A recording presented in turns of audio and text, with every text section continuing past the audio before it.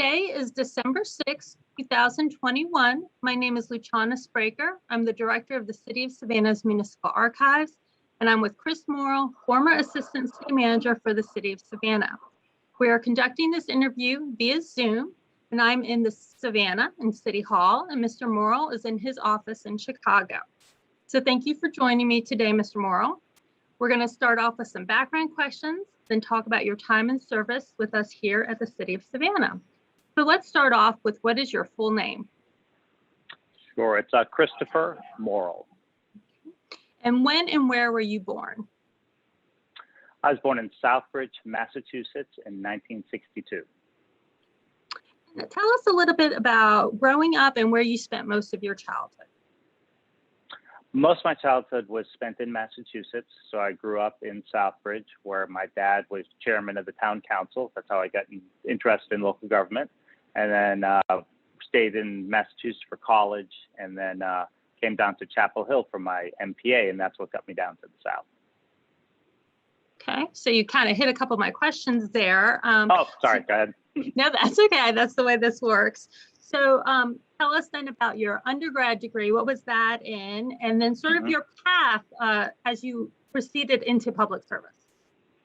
Sure. So my undergraduate degree, I went to Holy Cross College. It's a small Jesuit school up in Massachusetts. And my undergraduate degree was in political science. I thought I might go to law school, but actually did some internships with the local government there in Leicester, Mass. And so when I graduated, actually worked in Lynn, Massachusetts, just north of Boston, as a downtown project manager in the U.S. Main Street program. So that was my first foray into local government. So you really knew very early that you were interested in government and getting into this public sector world. I did. You know, I was growing up in Massachusetts, very politically active family. When I was 10, I went door to door campaigning for George McGovern, and Massachusetts was the only state he won, and Nixon won all 49 of the others. But so anyway, very involved, but didn't like the partisan nature of politics, but really liked the policy part. And so that's when I decided after working in Lynn, Massachusetts, which was hyper partisan, strong mayor form of government, looked around and realized I wanted to go into city management as a professional. And so University of North Carolina, Chapel Hill had one of the premier programs in the country for local government management. So decided to go down there. So was your goal to be a city manager? You know, I knew I wanted to work in local government. I didn't necessarily feel the need to be a city manager. I know in Savannah, serving as budget director, which I love, you know, because the budget is really about how you allocate your resources, and you know, it's really all about policy. And as assistant city manager, I felt like I got to do a lot of the fun projects, while the city manager had to deal with some of the externalities. So I didn't feel this need that I had to be a city manager to be successful. But then had the opportunity later when I left Savannah, and did like the opportunity to lead an organization and shape its culture the way that I was able to. So you mentioned budget. It does seem that your career has taken a very strong financial path. Did that happen before you? Did you take that turn before you got to Savannah, or sort of as you developed along with Savannah? Yeah, when I get out of my master's in public administration program at University of North Carolina, Chapel Hill, my first job was as a budget analyst in a county in Catawba County. And that's often, right out of grad school, you'll often go into a budget analyst position. I'm not an accountant. I don't have an accounting background, but more the policy piece. And so saw that it's just a great way to be involved in a lot of what's happening in the organization. And then I spent 18 months there. And then actually Michael Brown, who was assistant city manager, had heard about me through Chapel Hill and contacted me to go down to Savannah to interview. And so my first job was actually with Michael in the assistant city manager's office as a management analyst, doing more general work. So what year was that you first came to Savannah? That was 1988 that I came in. And it's funny, so Michael Brown hired me, and then he left three months later to go to Columbus, Georgia. So I was kind of there alone in the office and helped onboard the new assistant city manager, Bob Bartolotta, from there. Okay, so tell us about that first time in Savannah. Tell us about who you were working with, Bartolotta, and some of the other leaders at the time and what you were doing. Yeah, it was an interesting time in Savannah. So late 80s, the Midnight in the Garden of Good and Evil hadn't come out. Forrest Gump hadn't come out. We actually my wife and I lived in an apartment downtown for hardly anything and just loved the feel of it. And we're just like, when is this place going to take off? How have people not discovered this place? And so, financially, it was some difficult times then. But I think, there was a lot of optimism and a sense that, we're just on the cusp. And then I think Forrest Gump came out first, and then Midnight in the Garden of Good and Evil. We started getting more known. Although it's interesting when I would go to a conference or something, people would see that I was in Savannah, and they'd say, "Oh gosh, I love Savannah," and I'd say, "Oh, when were you last there?" They said, "Well, I've never been there. I just love it." so we're fortunate to live in a place that creates a mental image in people's minds, whether they've been here or not. Even before we really hit the 10 million tourist mark and all the other things, we were all just kind of figuring it out then in the 80s. So what year did you leave Savannah that first time? I left, the first time I left, 88, it was 92. I left to join the Peace Corps.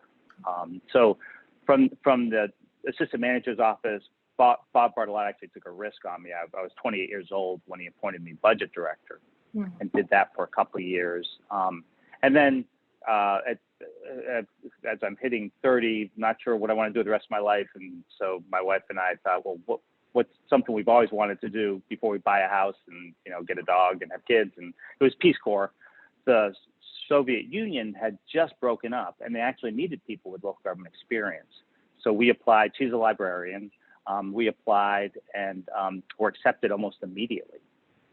So we ended up being the first group of volunteers into the former Soviet Union in 92. So we're there from 92 to 94. It's very interesting. How did that experience shape, when you came back to the United States?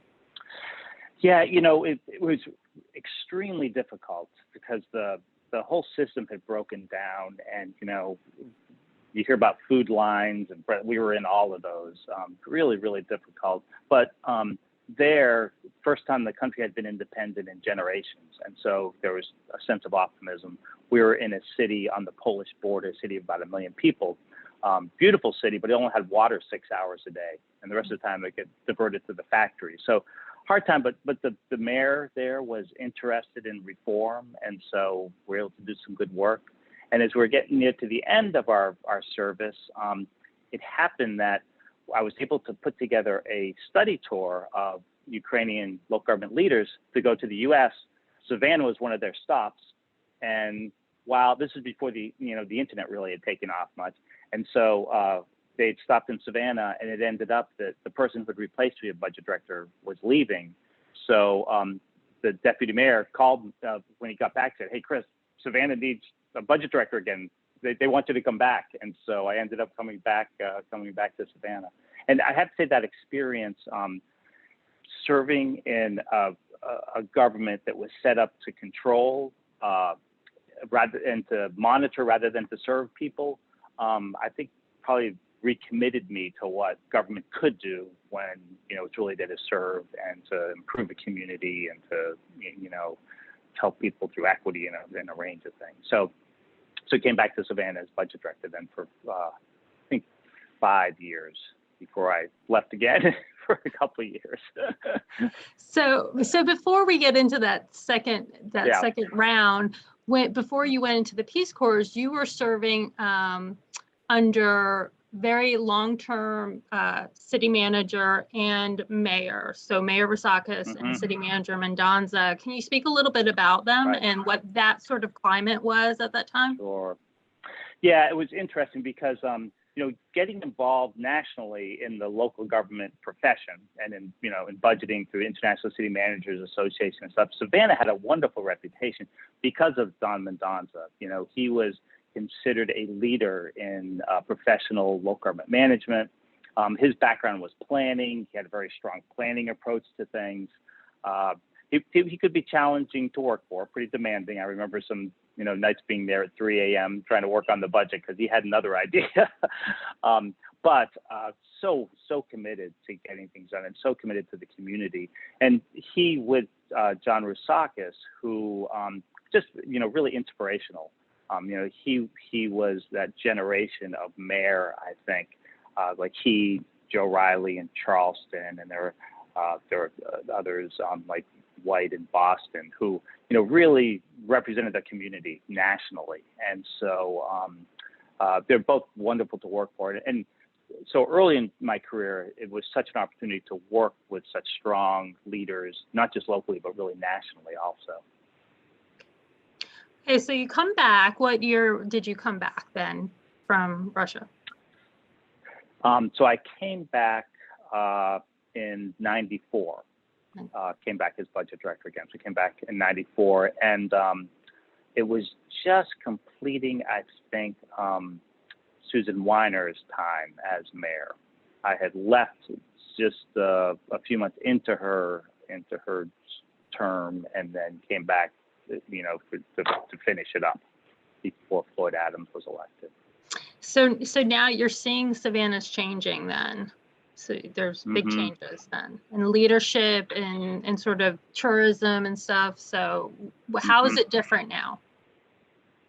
Yeah, really starting to grow. Now, I would say, near the end of the Rousakis time was when we had that a spike in crime. And I think, that was one of the reasons probably why he was defeated. So there was the concerns about crime.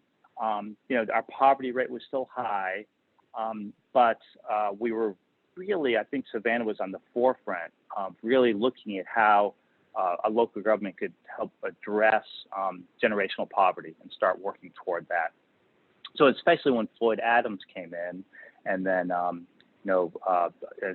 Otis Johnson, who had been on the council and then involved in the community from his experience in Savannah State working on anti-poverty programs.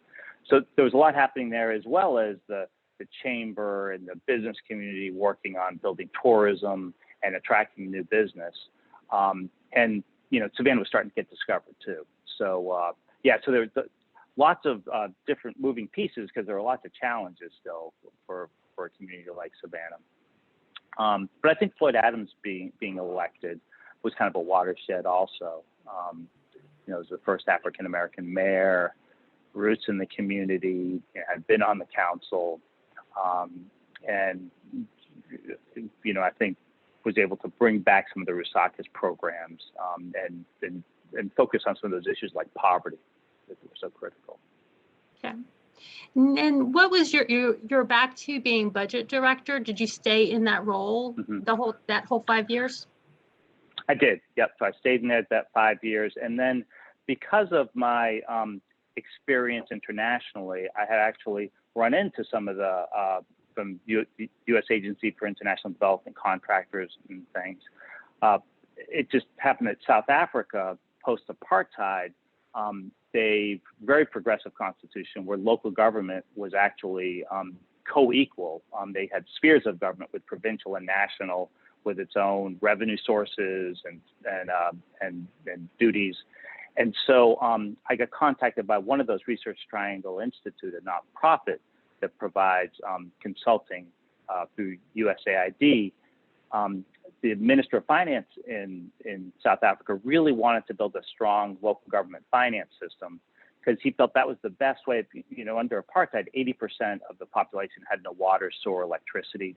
And so he wanted to build a strong local government finance system because he felt like they could get those services out faster through local government than trying to do it through nationally. And so he wanted a practitioner. And so they hired me to go in and help them build their local government finance system, because they were starting from scratch, which is kind of exciting because most of us have these legacy systems we try to tweak. They would actually start from scratch. Well, what would local government revenues look like? How would they do their budgeting? And so that's what I worked on for 2 years before coming back to Savannah again. So what pulled you back this third time? While we loved South Africa, and it was really inspirational, I worked with folks in the government who had been in exile or in solitary confinement. They're so committed trying to make a difference.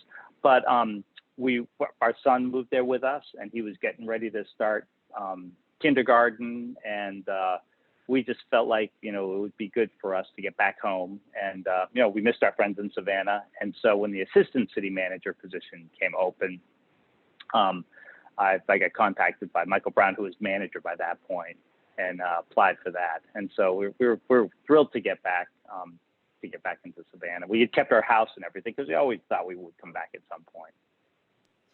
Okay, so Savannah at that time already had 2 assistant city managers.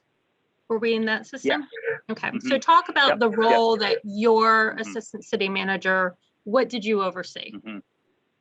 Yeah, so it was set up where you had the two managers. The other one was Henry Moore, another incredible person to work with. My portfolio was primarily internal, so finance, human resources, information technology, vehicle maintenance, but then had some odd ones like parking and court system, and then my favorite one, the library. And we were fortunate because not many cities Savannah size, had that library, as part of a service, but to support the staff. So it was very unique, but I think important to a lot of the research and the work that we were doing. So I'd like to know, what were some of the most challenging projects or most impactful projects that you worked on in your time as assistant city manager? Yeah, I think a lot of it was kind of working on the culture. I think when I came back, the departments were fairly siloed, and police was kind of out on its own. Fire was sometimes, and so did a lot of work on just how can we build one team, and so that was internal. I think externally, one of the early things that we did is we had to negotiate the sales tax. The way it's set up in Georgia, where cities and counties have to negotiate what percentage of the sales tax that's collected in the county goes back, and it's often set up as zero-sum game and can be pretty conflictual. And so I did a lot of analysis around that to help. Another big project, which unfortunately has reversed since then, but I think at the time was important for the community, is we consolidated the city and county police departments. And so that was a lot of work trying to figure out 2 different cultures, 2 different pay plans, 2 different pensions. How do we pull it together? So we were able to accomplish that. And then, a lot of the work around youth futures, working on poverty issues with Otis Johnson, both when he was there as the director and then as he came in as mayor. I think he really saw that as something critical, that we had to deal with generational poverty and make sure that there was equity in the community. So Savannah was one of the early places to really think of that in terms of its approach to economic development and service delivery. And my counterpart, Henry Moore, who was the other assistant city manager, was really a leader in that nationally. And I guess in terms of infrastructure, probably the biggest thing was Ellis Square. We knew that the 50-year lease on the big ugly parking deck that we put in the middle of our square was gonna come back into the public realm, and so we had to figure out how to do with it, what to do with it, and at the same time figure out what we're going to do with parking, because parking was always the big issue downtown. And so it was a really engaged public process through that to develop the square and the parking, and to get the private pieces of property to develop the parking underneath, and then get the development on top. So that probably was one of the funnest projects that I worked on. So you've mentioned Henry Moore. What would be some other, I just have to say, I recognize the mug you're drinking out of. Oh, yep, that's right. I Your stepped it. budgeting for outcomes mug. Outcomes, right. I guess that was the other big thing, implementing the new budgeting system. So when I was in 2008, when the recession hit, the Great Recession, it didn't hit us right away. And I think we kind of felt like we were immune. And then all of a sudden it hit us hard. And so we had to make some major reductions in funding to the budget, but we implemented a system called budgeting for outcomes where everybody played a role. And I think that helped kind of bring people together too, which was so critical. Yeah. Great. So what I did want to ask you is, you've talked a little bit about Henry Moore. Talk a little bit about some of the other people that we should remember for their role and impact on city government and the community. Yeah. I think Michael Brown. Well, first we talked about Don Mendonza. I mean, his legacy will be known because he was there so long, and John Rousakis. I think Floyd Adams coming in with, he came in with a lot of humility, but still a real sense of wanting to accomplish something for the community. So I really enjoyed his leadership as mayor. Otis Johnson, Dr. Otis Johnson, he came in as mayor. I think, his social services background, I think, really oriented us toward, working toward more cities are doing it now, but there weren't a lot looking at the social determinants of health and the issues around poverty, systemic poverty, like Savannah was. I'm trying to think. I mean, I had the opportunity to work with so many good people out there. Let's see. Do you want internally or just anyone in the community? Anybody you'd like to hold up or yeah. I think that there are other folks like Chris Miller, who was brought us thinking about technology. That Savannah didn't see itself necessarily as a technology place, but the quality of life was so good that we could attract people who worked in the technology sphere. Folks who worked in the tourism industry did a lot. And I think some of the neighborhood leaders, we had some really strong neighborhood leaders that helped the city make sure that it was doing the right stuff.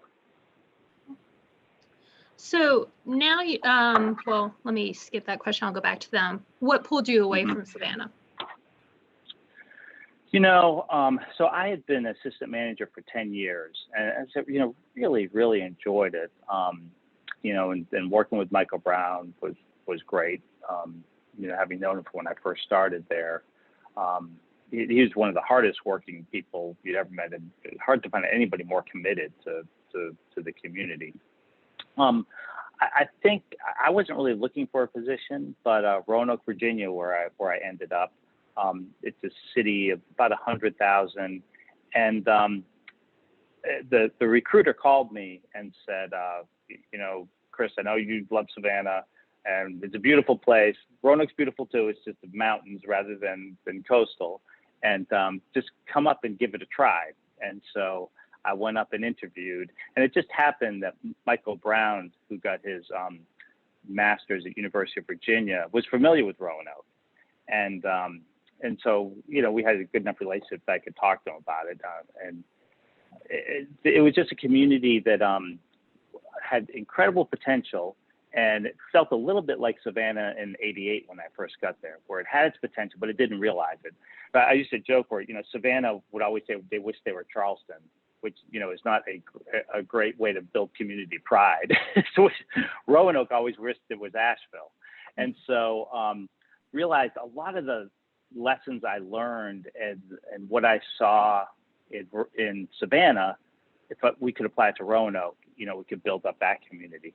And so when they offered me the position, it was really difficult to leave, but went up there, and I do have to say, I loved the opportunity as city manager. Roanoke was a community that it's a post-Civil War city. It really was focused on the future, and the city council wanted to do stuff. And so they were ready to experiment, and we were able to make more changes there than I had more progress than I had in any time in my life, because they were just ready for it, and the community needed it too. So that's what brought me there. Although I've stayed in touch with Savannah, still have good friends there. I'll still read the Savannah Morning News every couple of months, see what's happening, Right. keeping up with it. So you're no longer city manager in Roanoke. What are you doing now? Right. Yeah. After 7 years there, well, I guess throughout my career, I've been very involved in the Government Finance Officers Association. It's of the U.S. and Canada, about 22,000 members. And it's members are from everything from states, cities, counties, special districts. And so I had been involved, and Savannah was very supportive of that. During my time in Savannah, I served on several committees. I did training for GFOA. I was actually on their board, and I was eventually president. And so after my 7 years in Roanoke, and I would have loved 3 more to finish up a few more projects, but the timing doesn't always work in your favor. The longtime executive director of GFOA, who had been that director for 38 years, retired, and so they contacted me about applying for the position, it doesn't come open that often. So I like that opportunity. While I love city management, the challenge with it is that I didn't realize it till afterwards, is you're never off. I mean, you go to bed on a Saturday night hoping, gosh, I hope a police officer doesn't do something crazy tonight. I hope there's not a flash flood. So you're always on. I think to go to GFOA and work at this national level on policy issues has been a kind of a great capstone to my career. And I think because I've had so much deep experience in great cities like Savannah and Roanoke that I can, bring to the position, I think it helps the organization also. Yeah, we still see your signature on our annual budget documents in your Right. GFOA position. So on your award, yes. Yeah. That's funny. So I have one question left for you, and then I'll open it up to you. Now that you've had time away from Savannah and you can look back and have some perspective working with other communities, what would you say Savannah's greatest assets and attributes are, as well as maybe things that are kind of holding us back? Yeah, I would say that, Savannah, it is by far, and I've traveled all over the country. I think I've been to every state, and we do Canada, just about all the provinces in my job now. Savannah is the most beautiful urban space in America. When I moved there in '88, it was maybe a little bit more tired then. We hadn't invested much in it, but you knew immediately it was a place that had such a sense of place. It wasn't going to be everywhere USA. Such a sense of place that is, and even better, it's mainly public space. The fact that Savannah has more public space in its downtown than anywhere in the country, so it's accessible to everybody. You're not looking at beauty by looking over a fence or through a fence. You're walking through it. So I think having that sense of place, really is so unique to Savannah. I'd say too that while the community had its challenges, I think the fact that you didn't have so many cities have a divide, a river, a railroad, something where all the poverty can be isolated in one area, then you don't deal with it. I think Savannah, because of the way it developed with the historic district and with low-income areas around it, the community had to deal with issues of poverty earlier on, whether people wanted to or not. So I think Savannah was more progressive there in looking at that. And that's why I do this work. I want to build thriving communities. I want to, help people have better lives. And so, it's not just about the infrastructure and picking up the trash, as important as that is. You can do more than that. And I think Savannah, was early on looking at that. And it had good leadership through many parts of its career. I think its challenges, one is each state I found, so I've worked in 4 states now, directly. Each state kind of has its own culture around government. And, you know, like, for example, Virginia, strong respect for local government, no matter whether it's Republican-controlled legislature or Democratic-controlled, or who the governor is. You know, they believe in independent local government. They don't overregulate it, give us a lot of leeway, trust local government. I saw that changing in Georgia. I think, you know, the legislature just is not supportive of local government there. So I think it makes it more challenging. They put up barriers to success at the local level. So that's one thing. So I think systemically it's harder. I think Savannah in many ways has overcome that, but it still makes it more difficult. And then I guess the other thing, you know, our strengths or our weaknesses, is that sometimes there was a sense that it was hard to get things done in Savannah, almost like it's, you know, we have such a history, we're so precious, don't touch it, it might break. And I didn't realize that until I got to Roanoke, and they were like, no, you know what, let's just break it all if we're going to make things better. So I think maybe a little bit more risk averse, more timid in some of those important moves that need to be made. I don't mean major stuff. I mean, often I really believe sustainable community development happens incrementally, but you got to take those first incremental steps. It's hard to get people to move to that first incremental step. Mm-hmm. Yeah. Okay. So is there anything else you want to add about your time here in Savannah with the city or your career? Well, thanks for this opportunity, because, you know, looking back, so I spent nearly 20 years there. And I think kind of a unique perspective leaving and coming back, because, you know, when you're there daily, you don't often see the improvement. But, you know, I would take a 2-year break and then come back and be like, wow, look at what's happening here.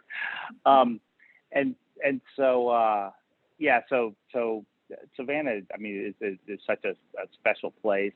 And I think, you know, I think the opportunities, unfortunately, and I'm seeing this in my work now, the polarization, while it used to be focused primarily at the federal level and state level, I think more and more we're seeing that polarization, you know, bring a lack of social civility at the local level.